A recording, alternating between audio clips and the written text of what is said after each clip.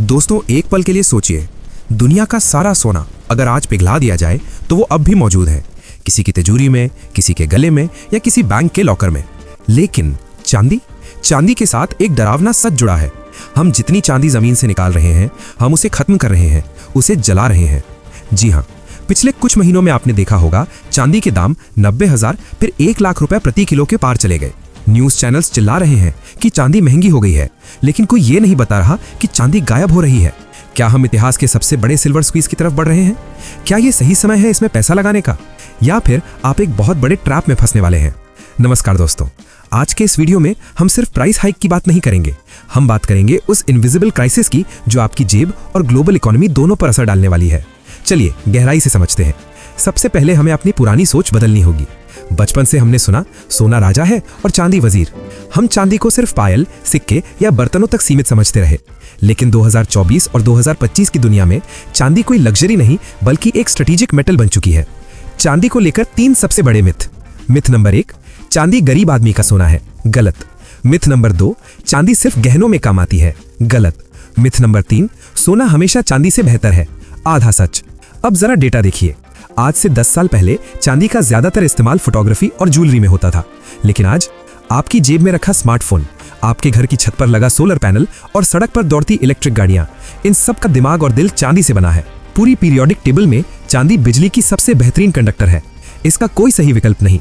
Copper कोशिश करता है लेकिन बराबरी नहीं कर पाता। और यहीं से शुरू होती है पहली बड़ी कहानी, ग्रीन एनर्जी हंगर। दुनिया के लगभग सारे देश कसम खा चुके हैं 2050 तक नेट जीरो होना है। इसके लिए चाहिए अरबों सोलर पैनल।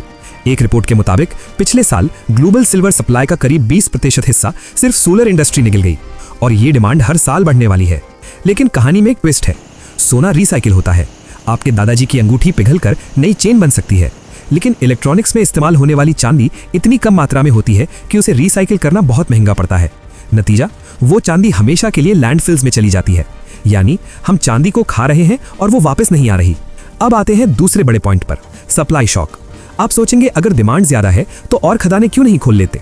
यही असली समस्या है। दुनिया में बहुत कम ऐसी माइंस हैं जहां सिर्फ चांदी निकलती हो। ज्यादातर चांदी जिंक और लेड की माइनिंग के साथ बाय प्रोडक्ट के तौर पर आती है। अब लॉजिक समझिए, अगर जिंक या लेड की डिमांड घटी तो उनकी माइनिंग रुकेगी, और अगर माइनिंग रुकी तो चांदी का प्रोडक्शन अपने आप गिर जाएगा, चाहे चांदी की डिमांड आसमान क्यों ना छू रही हो। इसे कहते हैं इनइलास्टिक सप्लाई।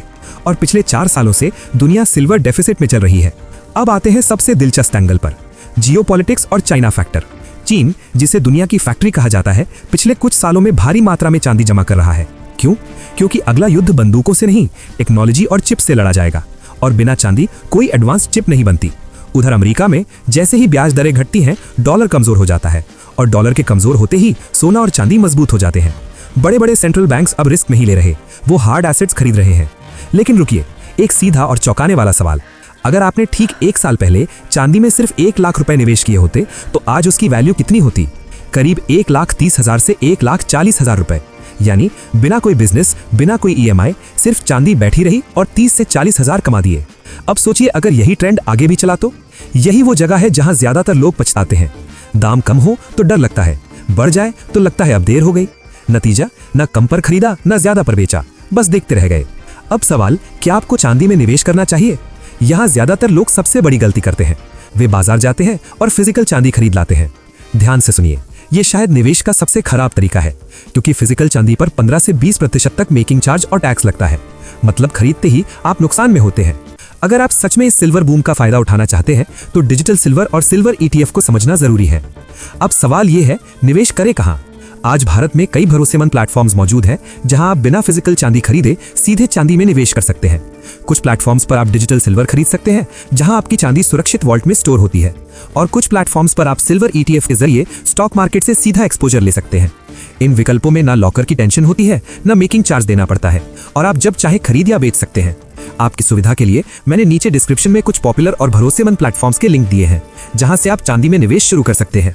डिस्क्रिप्शन जरूर चेक कीजिए, हर प्लेटफॉर्म को समझिए और फिर सोच समझकर फैसला लीजिए।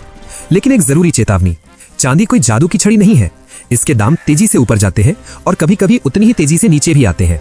अगर आप शॉर्ट टर्म सोचेंगे तो वॉलेटिलिटी डराएगी, लेकिन अगर लॉन्ग टर्म सोचते हैं तो चांदी सब्र सिखाती है। तो निष्कर्ष, क्या चांदी 1.5 लाख या 2 लाख रुपए प्रति किलो जाएगी? कोई नहीं जानता। 1980 में हंटर ब्रदर्स ने चांदी को कॉर्नर करने की कोशिश की और मार्केट क्रैश हो गया। लेकिन इस बार ये सट्टेबाजी नहीं, जरूरत का मामला है। जब तक सूरज से बिजली बनेगी, जब तक इलेक्ट्रिक गाड़ियां चलेंगी, चांदी की मांग रहेगी। ये सिर्फ एक कीमती धातु नहीं, ये भविष्य का ईंधन है।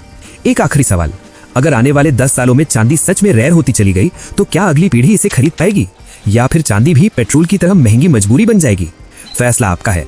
रिसर्च कीजिए और समझदारी से निवेश कीजिए।